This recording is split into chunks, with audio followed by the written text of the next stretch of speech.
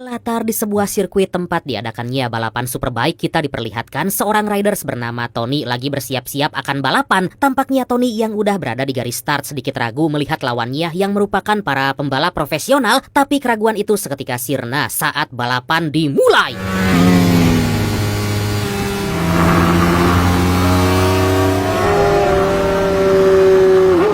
Tanpa diduga, Tony yang berada di barisan belakang menggunakan motor Ducati 1199 Panigale bisa menyusul lawannya satu persatu hingga berada di garis depan. Tapi di suatu momen sangat disayangkan, Tony harus berhenti dalam balapan karena motor yang dia kendarai tiba-tiba mengalami trouble.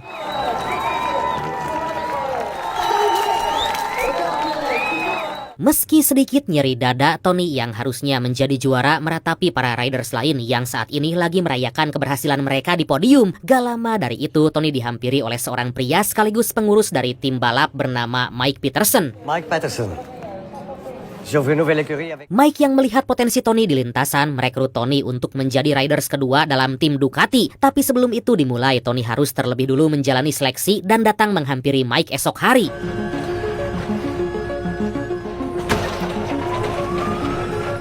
Dalam memenuhi kebutuhan sehari-hari, Tony juga bekerja sampingan menjadi pegawai gudang yang terletak dekat dengan rumah. Setelah itu, Tony menjemput pacarnya yang merupakan janda Portugis yang bernama Leila. Leila sendiri punya seorang anak bernama Sofiane hasil pernikahannya sebelumnya. Walaupun seperti itu, Tony tetap menerima Leila dan Sofiane karena Tony sangat mencintai mereka. Sofiane, kalau di kita mah Sopian mungkin ya.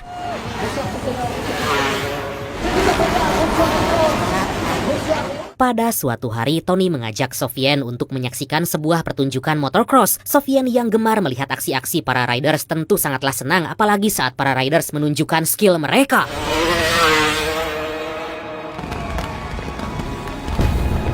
Setelah melalui hari yang cukup melelahkan karena saat ini Leila sedang sibuk, Tony mengajak Sofiane untuk tidur di rumahnya. Demi menjaga Sofiane gak kenapa-napa, Tony mengambil sebuah walkie-talkie yang terhubung saat Tony memperbaiki motor.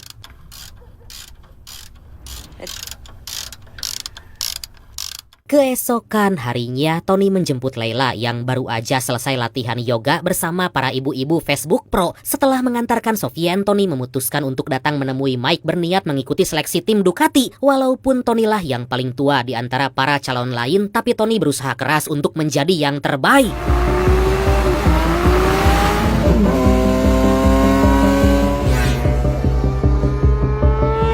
Melihat aksi Tony di lintasan, Mike tampak terpukau karena Tony sangatlah gege bisa menyaingi para kandidat lain. Dengan hati yang senang setelah latihan itu usai, Tony pergi ke rumah susun berniat untuk menghampiri Leila. Tapi gak lama dari itu, Tony dihampiri oleh temannya yang bernama Moussa. Moussa yang tahu kehebatan Tony di atas aspal berkata kalau sekarang Tony udah sukses karena bisa mengikuti balapan resmi. Tony pun tampak senyum-senyum gitu karena Moussa gak melupakan aksinya dulu saat Tony masih suka balapan liar di jalanan.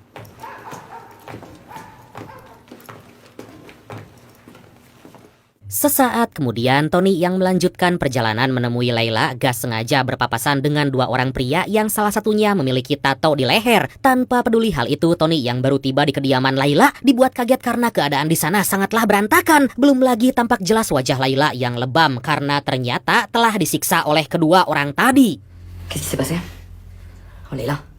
Disitulah Tony yang ingin menyelamatkan Leila mencoba untuk menghubungi 911. Tapi secara gak disangka, Leila malah menyuruh Tony agar gak menghubungi polisi karena ternyata Leila menyimpan narkoboy milik kedua orang tadi.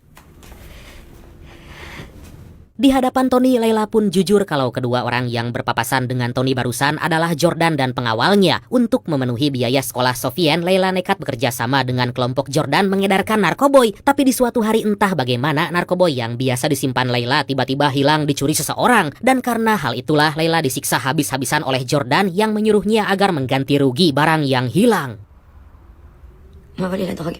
Mendengar narkoboy yang lenyap senilai $50.000 atau sekitar 780 juta rupiah lah, Tony berjanji kalau dia akan membantu Leila dan mencari jalan keluar. Demi keselamatan Leila dan Sofiane, untuk sementara waktu mereka berdua dibawa ke kediaman Tony.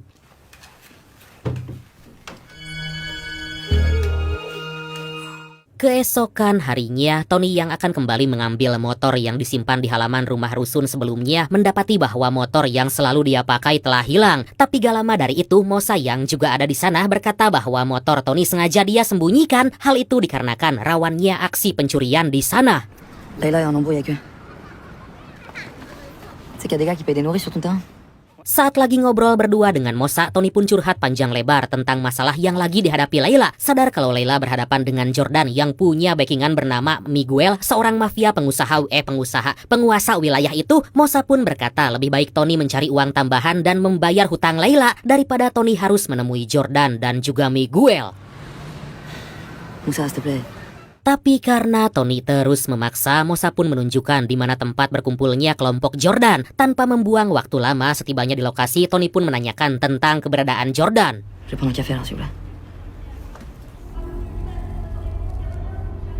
Gak lama kemudian, Jordan pun datang menghampiri Tony. Di sana Jordan yang tahu kalau Tony merupakan kekasih dari Layla, langsung meminta Tony segera membayar hutang Layla. Tanpa basa-basi lagi, setelah memperingati Tony, Jordan pun segera pergi meninggalkan Tony.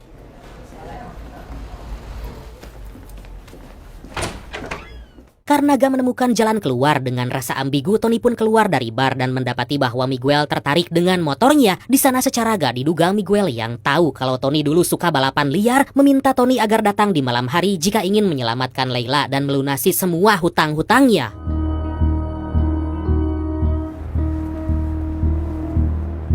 Singkat cerita, demi menyelamatkan Layla, Tony pun datang ke suatu tempat yang telah ditentukan untuk bertemu dengan Jordan. Gak lama dari itu muncul dua orang pria yang tanpa basa-basi segera membawa Tony masuk ke dalam mobil.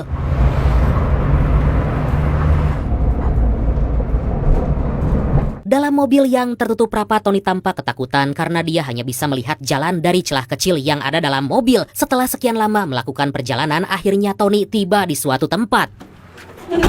On est où là? Tu bouges pas. Tony diminta berdiam diri untuk menunggu seseorang yang katanya akan menghampiri Tony. Gak lama setelah itu, Tony yang melihat motor Ducati Panigale 1299 terparkir di hadapannya pun segera berjalan menuju motor garang itu. Wah, idaman!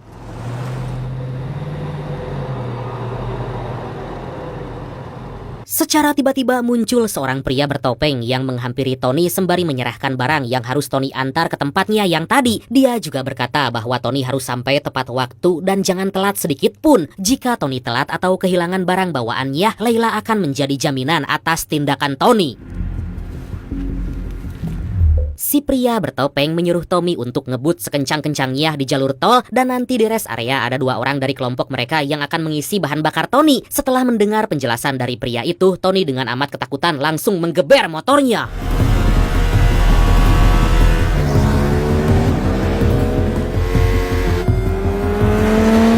Secara mengejutkan, walaupun Tony merasa kalau dia udah semaksimal mungkin menggaspol motornya itu, dua orang pria yang bertugas untuk mengisi bahan bakar yang dikendarai Tony mengatakan kalau Tony sedikit terlambat. Mendengar perkataan itu, Tony pun kembali melanjutkan perjalanan, menggaspol motornya lebih cepat lagi.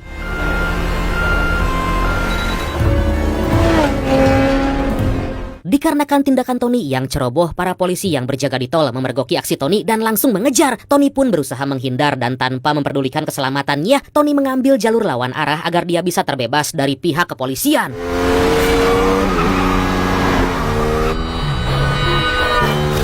Merasa soak sendiri dengan tindakannya barusan, sejenak Tony pun menepi untuk sekedar menenangkan dirinya sendiri. Gak lama dari itu, Tony yang kembali mengingat kalau dia telah telat pun kembali menggeber motor hingga pada akhirnya tiba di lokasi.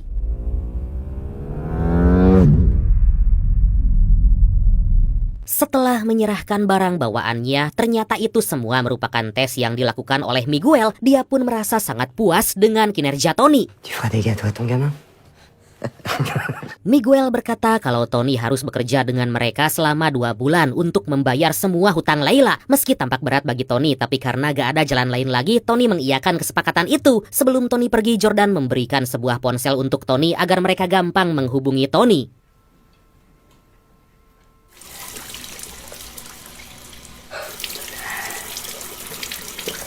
Dikarenakan aksinya semalam, Tony jadi telat berangkat kerja, membuat Tony harus buru-buru menyelesaikan pekerjaannya. Belum lagi saat Tony akan berangkat latihan di sirkuit untuk seleksi seperti biasa, Tony malah mendapat telepon dari Jordan. Tapi tanpa peduli panggilan itu, Tony pun lebih memilih untuk ikut seleksi terlebih dulu.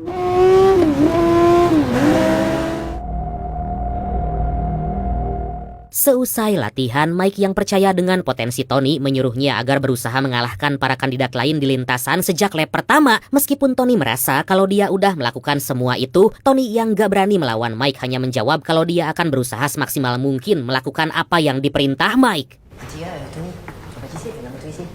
Saat Tony akan pulang tanpa diduga, Tony mendapati kalau Jordan datang ke tempat latihannya. Di sana Jordan menghampiri Tony dan mengancamnya agar jangan pernah gak memenuhi panggilannya. Karena Jordan terus mengancam keselamatan Layla, dengan terpaksa Tony yang baru selesai latihan pun ikut dengan Jordan.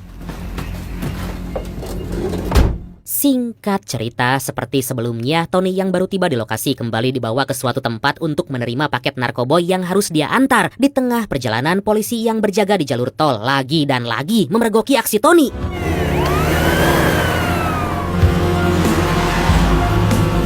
Merasa khawatir, Tony pun menyuruh kedua anak buah Miguel agar bergerak cepat sebelum kedua polisi itu datang. Dan walaupun bensin di motor yang dia pakai belum full, Tony yang gak mau tertangkap dengan tergesa-gesa melanjutkan perjalanan.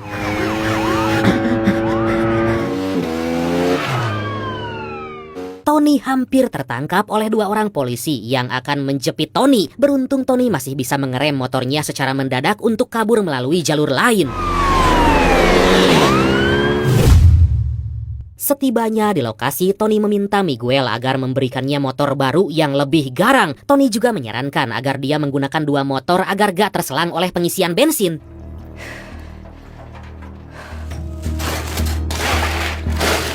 Beberapa jam kemudian, di rumahnya Tony segera mengkompres tangannya yang sangat kesakitan karena Tony yang setiap hari harus mengemudi dengan kecepatan penuh. Saat Tony mencoba untuk menenangkan dirinya sendiri, Tony menghampiri Layla dan berkata bahwa semua permasalahan Layla dengan kelompok Jordan udah beres.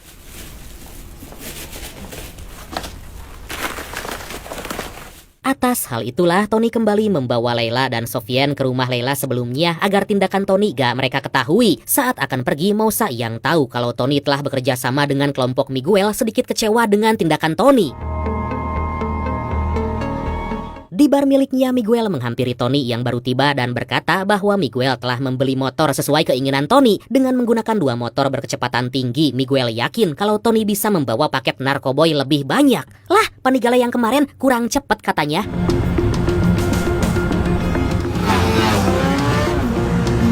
Hari demi hari Tony lalui dengan aktivitas yang sama dan tentu aja sangat melelahkan. Tony yang masih bekerja sampingan terlihat sangat capek. Belum lagi Tony harus kembali menggaspol motor di sirkuit untuk menjalani seleksi. Setelah seharian penuh beraktivitas lagi dan lagi, Tony harus menjadi kurir suruhan Miguel. Débridé comme tu voulais. T'es content? Miguel yang melihat kalau Tony lagi gak baik-baik aja memberikan sebuah obat agar Tony tetap berstamina. Walaupun Tony sempat menolak, tapi Miguel terus memaksa. C'est bien. Dan benar aja, Tony yang asalnya capek banget bisa kembali bersemangat melanjutkan perjalanan dengan cukup baik. Setelah mengganti motornya, Tony tanpa basa-basi langsung menggaspol motor itu hingga tiba di lokasi.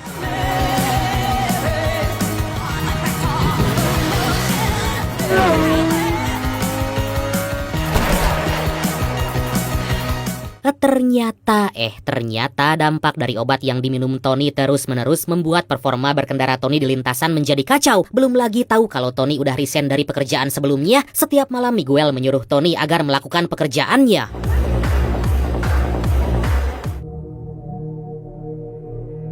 Hingga di suatu malam, karena unjuk rasa yang lagi terjadi di sekitaran wilayah kekuasaan Miguel membuat narkoboy mereka susah untuk masuk. Tony diberi tugas oleh Miguel untuk mengantarkan paket ke wilayah itu.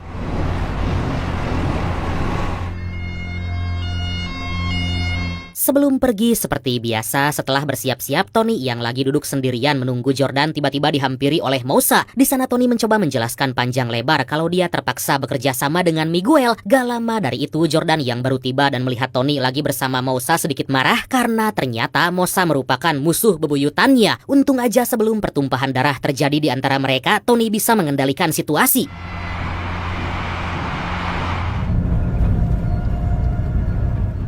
Singkat cerita, Tony pun dibawa oleh Jordan menemui rekan bisnis mereka dulu yang kita sebut Zaki aja lah ya sesuai request. Gak lama kemudian dari arah belakang Miguel muncul dan memberi arahan pada Tony.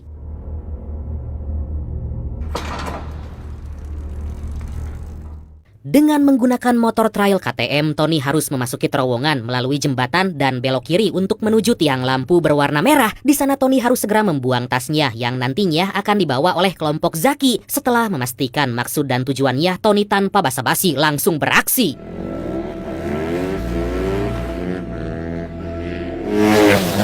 Secara gak diduga, Tony yang udah bersusah payah melalui jalan yang penuh dengan kerusuhan malah ditembaki oleh kelompok Zaki. Disitulah kita bisa tahu bahwa Zaki sengaja menjebak Tony agar mereka mendapatkan narkoboy yang dibawa Tony.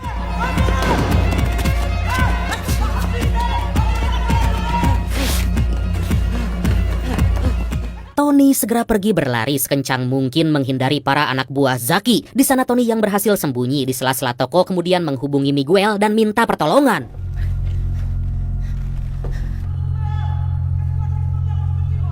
Mendengar hal itu, Miguel segera menyuruh Tony untuk keluar kembali ke tiang lampu berwarna merah, dan saat Tony melakukan apa yang diucapkan Miguel, secara mengejutkan beberapa anak buah Zaki terus menembakinya. Beruntung Jordan dan Miguel yang udah siap berhasil melumpuhkan mereka dan menyelamatkan Tony.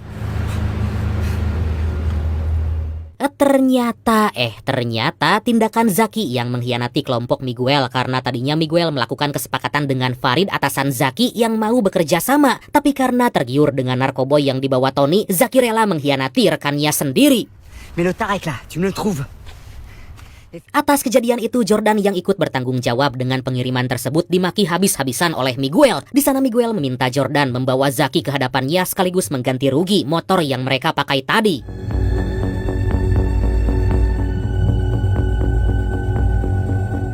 Beberapa jam kemudian, Tony yang semalaman belum tidur kini harus kembali mengikuti tes tim Ducati. Terlihat saat para kandidat lain mulai menggaspol motor mereka, secara tiba-tiba hidung Tony mengeluarkan darah.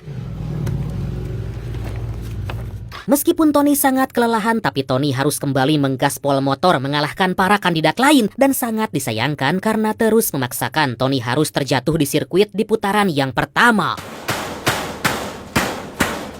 Di tengah rasa frustasinya itulah Tony yang kembali dihubungi Miguel langsung menghampiri Miguel dan menanyakan apa tugas hari ini. Di situ tanpa diduga Miguel malah menyuruh Tony agar duduk terlebih dulu.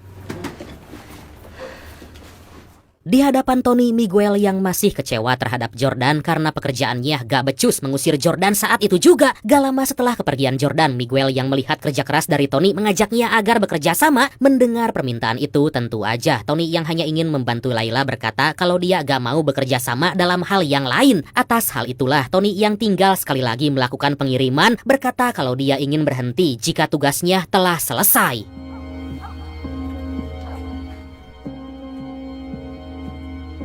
Keesokan harinya, Lela yang baru tahu apa yang diperbuat Tony dari Mosa menyuruh Tony agar berhenti bekerja untuk Miguel. Melihat Lela akan menghampiri Miguel, Tony pun sontak menjawab kalau tinggal satu kali lagi aja dia bekerja untuk Miguel, karena setelah itu urusan Miguel dan Tony telah selesai.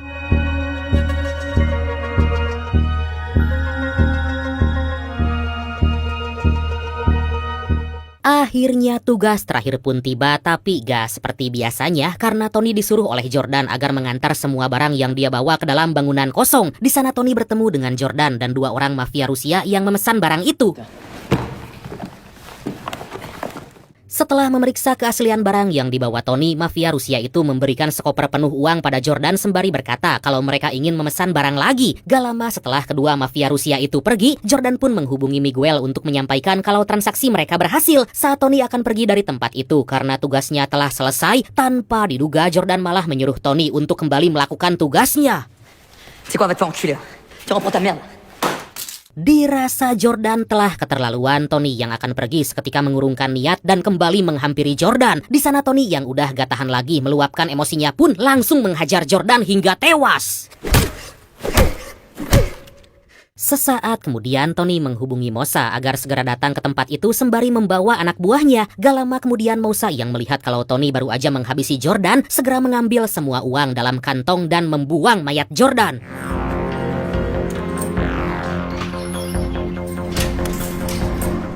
Merasa kagok belang borontok eker alias kepalang edan, Tony mengajak Mosa untuk pergi ke tempat penyimpanan barang milik Miguel. Setibanya di sana, Tony membiarkan Mosa dan kelompoknya menggasak habis apapun harta benda milik Miguel yang tersimpan di sana.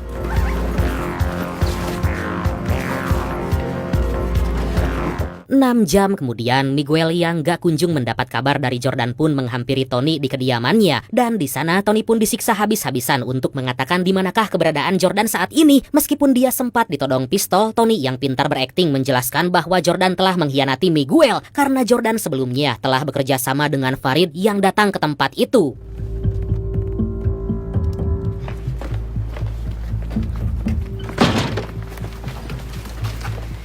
Untuk memastikan perkataan Tony, Miguel dan kelompoknya membawa Tony ke suatu tempat. Beruntung kelompok Mosa yang udah berjaga di luar langsung mengikuti laju mobil dari Miguel.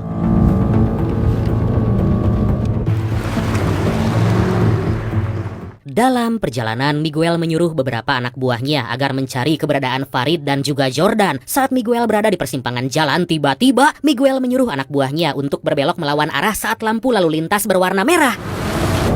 Qu'est-ce que tu fais, lui? Vas-y, dégage! Akibat tindakan itu, kelompok Mosa yang mendapat hambatan pun kehilangan jejak dari Miguel yang kini berada di gudang penyimpanan terbesar narkoboy yang dia miliki. Sembari menunggu kabar, Miguel menyuruh Tony agar mengangkut sebagian narkoboy ke dalam bagasi mobil.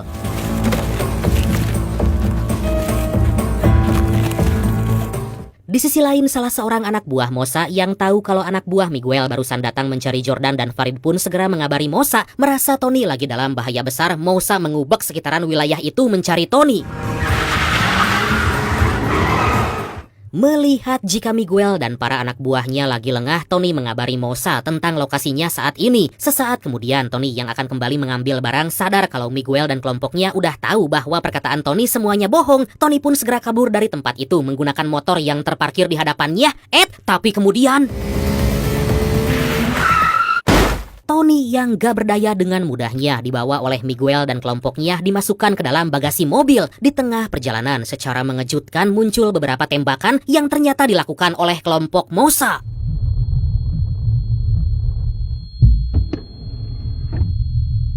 Melihat kalau Tony terluka parah, Mosa segera membawa Tony masuk ke dalam mobil dan setelah membabat habis Miguel dan anak buahnya, mamam tah Miguel, Mosa dan anak buahnya pun segera meluncur ke rumah sakit.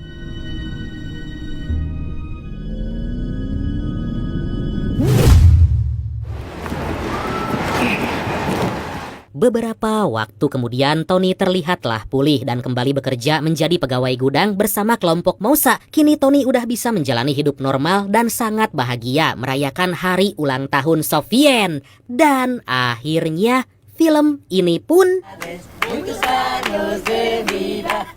tamat.